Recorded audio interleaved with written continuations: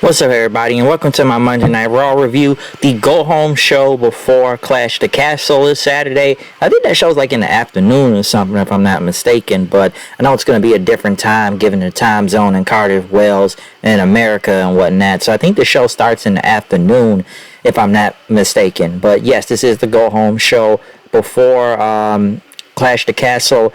We kick it off with a tag team match of AJ Styles and Dolph Ziggler going against Judgment Day of Finn Balor and Damian Priest. Not much to say about this match. I swear this damn thing went on for 20 minutes and whatnot, if you count the commercials and stuff and everything. But this match, wasn't much to say about this. Basically, Judgment Day, basically Damian Priest got his win back after losing the Edge last week. He ended up pinning Ziggler after doing the South of Heaven move on him. So like I said, the tag match was the tag match. It's not really much to say about it other than Judgment Day won. Right after they won, they were headed to the back, but Edge ended up pulling up in his car then as the Judgment Day ended up going back to the ring, waiting there, and, fans started to chant, "We want Edge" then after that. As they still waiting in the ring after the commercial, Balor said, I didn't get my own A&E documentary. I beat Rey Mysterio, but he gets his own documentary. And Priest says, a man of my word. And talking about Judgment Day, we weren't in ringside last week and whatnot. I know it can beat Edge. Edge, this isn't your hometown anymore. You're on your own. You don't have your wife with you to help you out, Beth Phoenix. Edge came out then and basically started talking about them and everything. Yeah, man, you can't get your own documentary, and some about you all look pissed off and talking about, yeah, I do wear the pants, or Phoenix wears the pants, somehow cavemen or whatever the fuck Edge was talking about. Edge basically, went on and talked about, so I beat you already, Priest, and, talking about, you all look like emo guys trying to go to a My Chemical Romance tour. That was pretty funny. And basically said, listen, you guys tried to I tried to get you guys under my learning tree, but you didn't pay attention, all right? And listen, I didn't come alone. Next, Ray and Dominic come in the ring with kendo sticks. I have to say, that mullet, Dominic has makes him look like Eddie Guerrero now every time I see him. I'm sure everybody's going to say, it was Eddie's son, not Ray's son. Remember that, Ray's uncle. I can already see that coming. But as they're, beating everybody with kendo sticks, Dominic is just standing there with Ripley. He doesn't know what to do. And he almost was, about to put down the kendo stick then, almost giving it to her. Edge and Ray get back in the ring then as Ripley, getting the kendo stick and was going to use it. Everybody stood their ground, but, basically Judgment Day got Ripley out of there and backed off. Basically, can Dominic be turning soon on Ray and Edge? It looks like it, I think. And we're going to probably figure out that a little bit more later in the night with the next segment. But, yeah, Dominic being hesitant now because, Ripley hasn't kicked his ass on TV, but what we've seen of him getting his ass kicked by Ripley in the back, we'll see where that goes. But he could be turning on them. Next, they tried to interview The Miz and Ciampa. Miz didn't really want to talk about what happened with Dexter Lumis last week, and he didn't want to talk about it, and he left. They did talk about he was arrested on NXT last week, so that happened. Right after that, Bliss, who else? Asuka, Bianca, basically went against some jobbers and had some talent out there. They beat the job guys, and basically they talked about how they were going to, beat Bayley, Dakota Kai, and Io Shirai this Saturday at Clash the Castle. Just a squash match right there. Ciampa and Miz were in the back, Miz trying to, be calm. Ciampa's trying to prep him up and everything. Gets Lashley. Adam Pearce came in the room then. Basically, he needs somebody to talk to, and Miz says he doesn't want to talk about what happened last week. Pearce said that Loomis was released from the police department, saying that Miz never, pressed any charges. So Miz just said, I got nothing to say. He just wanted to get ready for his match and everything. And they told Adam Pearce to leave.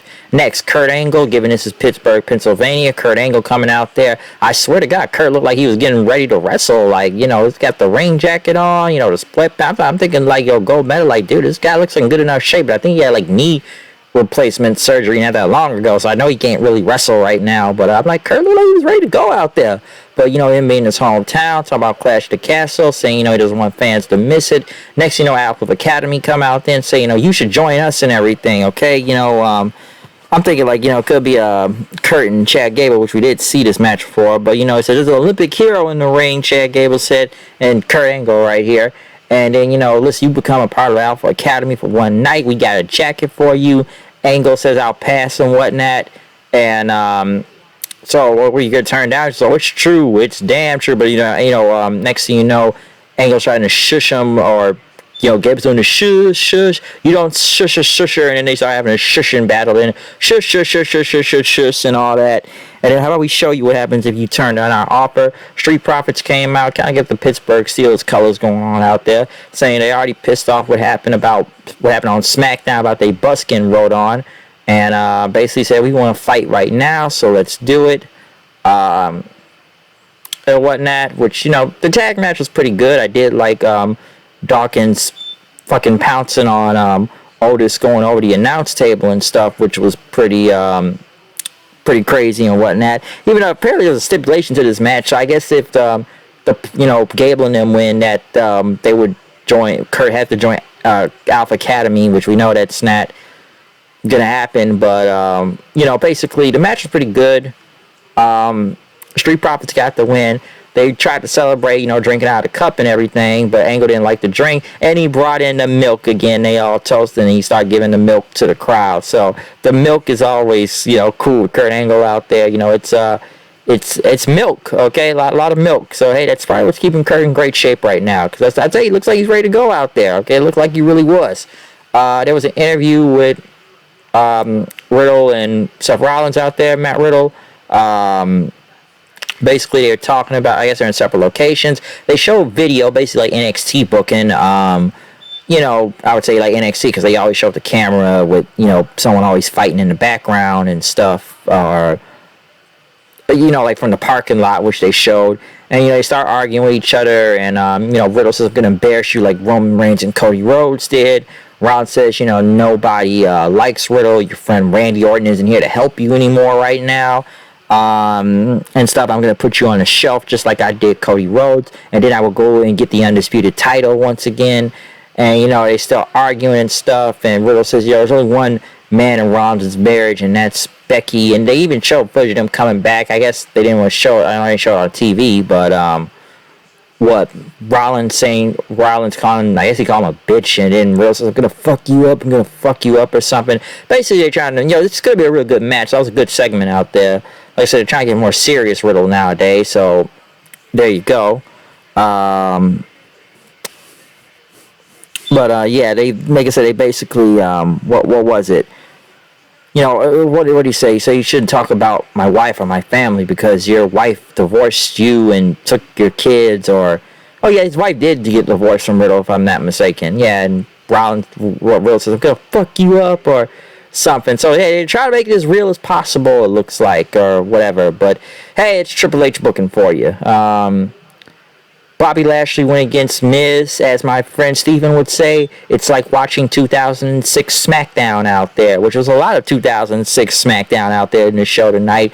Most of this match was just Miz getting all paranoid and worrying about Dexter Lumis, which he ended up showing up at the top of the arena and whatnot, and then Lashley won with the Hurt Lock. I'm surprised this match went on that long, given it's Miz. And they got Miz actually so paranoid. How's he still surviving with Lashley out there for over 10 minutes? So, yeah, Lashley won, so there you go. Kurt Angle and Edge were in the back, as, they did, you have photos. Edge had, photos for him. Hey, some of our greatest moments. And, I was like, hey, I want to apologize for you for the various times I got you with the, and stuff, which when they did, it's basically the same segment they did back in 2002, okay, about, I'm sorry I shaved your head, and, I started the you suck chant, and you still suck, and, me and Ray took the U.S. title from you. It was a whole bunch of funny shit. It's like watching the same segment years ago, okay, and then, Angle's laughing, he showed Ray and Mysterio on them, and they says, yeah, I think he got you, and he says, like, God darn it, he got me again. Ray basically told Dominic, though, that, listen, we need Edge's experience, so we still need you in the corner and whatnot, that you have our backs, which, Dominic agreed to. So, possibly maybe turning on him then. Right after that, Usos and Sami Zayn came out. Sami Zayn was so offbeat on the Usos music, it was hilarious. He was so offbeat. That shit was funny, okay?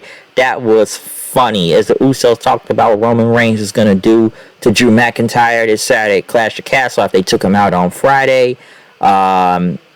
It wasn't that, Sammy saying, like, yeah, that's what we're going to do. We're the master of ceremonies right here.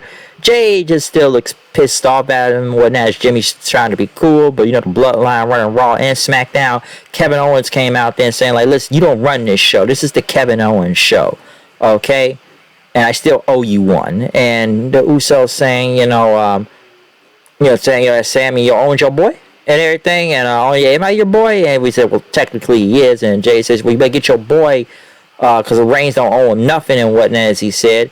And Owen says, Sammy looks stupider with that insane hair. All you got all of you, but now you've become the Bloodline's clown right now, okay? Used to be one of the greats and whatnot, but this is what you're doing now, okay? And Sammy's like, yeah, I'm in the Bloodline now and stuff. And Jimmy likes me, and they did like a handshake and whatnot, slapping each other's hands.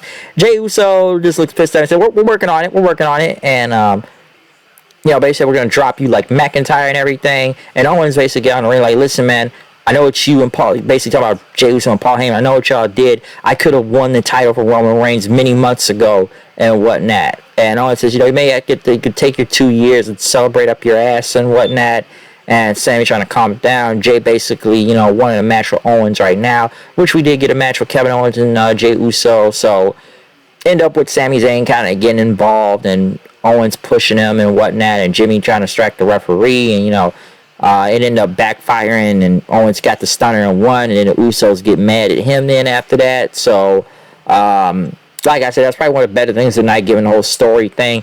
Will Sammy still be part of the Bloodline after Saturday? I don't know. Or could Sammy and Owens maybe teaming back together and, Sammy leads the whole Bloodline and they go for the Usos for the tag team titles? Maybe. So, that could happen. Miz was going to the parking lot. I guess he was leaving. Ciampa packed his stuff, which they got into a car and left, but Dexter was sitting in the car then. So, yeah, he ran off with him. They showed a Johnny Gargano video basically talking about, Johnny Wrestling told me he's been gone for 9 months. He's back. He looked at Austin Theory called Austin Theory never called him when his own son was born and stuff. And then Austin Theory shows up for him and says, listen, I've done a lot when you weren't here, okay? I've been U.S. champion. I'm Money in the Bank winner, okay? I made it to WrestleMania. And, you're swimming with the sharks now. One thing I will say my friend Isaiah made a point on, they cannot have Austin Theory lose to Gargano. I get the whole Way story thing, but Austin Theory, you're trying to build this guy to a main eventer. And, some people wondered if his booking was going to change, given that Vince isn't here for the time being. And whatnot, that it's changed. Let's remember how Triple H booked them, Austin Theory and NXT, different how Vince booked them in the main roster, because Austin Theory is now basically, when you say a main eventer, they have pushed this guy very high, and he's in a good spot right now. He's got the Money in the Bank. They've been giving this guy a lot lately. Come on, WrestleMania, hell, even out there with Austin and McMahon at the time, too. So I kind of wonder where this is going to go. Him and Gargano, I can see why the match is happening, but I don't know if he's going to beat Austin Theory in a match, or I don't know if they put the Money in the Bank on the line, because I already got this crazy people on the internet saying that Johnny Gargano is going to be the one to beat Roman for the title. I'm sorry, on what planet? I've already said what I said about Gargano last week. It's give or take for me and everything. I know he'd be back in WWE in general. I'm not surprised he's back. It's just I don't see where everybody think this is it's the greatest return of all time or something. I'm like, dude, he got a good reaction given it was Toronto and everything. Put him in any other city, we'll see. But I've even said before, Mick Card, okay, main event guy, I don't know. And I go back this because I watched him in NXT, and I kind of go by that too. So, we'll see where that match goes. Dakota Kai and Io Shirai went against Raquel, Gonzalez, and Aliyah in the finals for the tournament. Whoever wins gets the tag team titles. The match wasn't bad. It's okay. Basically, Aliyah tagged in, but they didn't see it.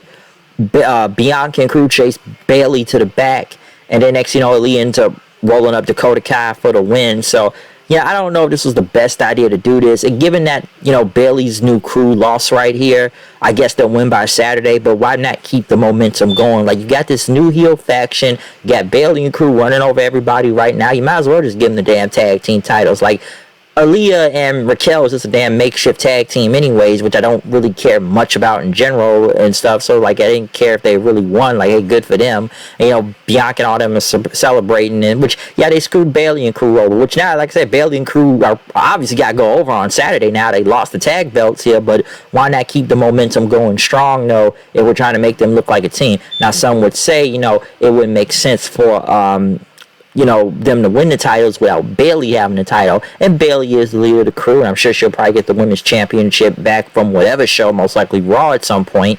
But, given that you're trying to get this whole crew over, like, you could have just gave Dakota Kai and EO the titles right now. Because it's like I said, how many people really care about what's going on with Aliyah and Raquel? Like, really think about that. So, like I said, they're gonna get the win back on Saturday, I'm assuming. So that's what I see happening. I look at Raw, like, it was okay to go home show. Nothing a lot was happening other like maybe the Kevin Owens Bloodline and Sammy segment and stuff. And I like Kurt Angle being there, but some matches you kind of wonder how much stuff really had to do with this Saturday for Clash the Castle, other than like Edge and them, or Bianca and crew, or like, what else? Like, come on, did Lashley need to really win by distraction? Like, let's be honest here. Did he need a distraction win? I get they're pushing the whole Dexter Miz thing, but did he need a distraction win? And does he really have anything going on Saturday? Nah, I don't really think so. So it's like, some of these matches, like, it's kind of whatever going in a way. So, Raw was okay, I thought. Out of a few things I really liked, that's kind of it. So Raw was just Raw. That's all I can really say about that, okay? So other than that, comment, subscribe, follow me on Twitter, HoodKnight890. I'm out of here. I'll see you guys later. Peace. Gonna be reviews coming, especially for Clash the Castle and All Out this weekend. So we'll see what goes on from there. Other than that, see y'all then. Peace out.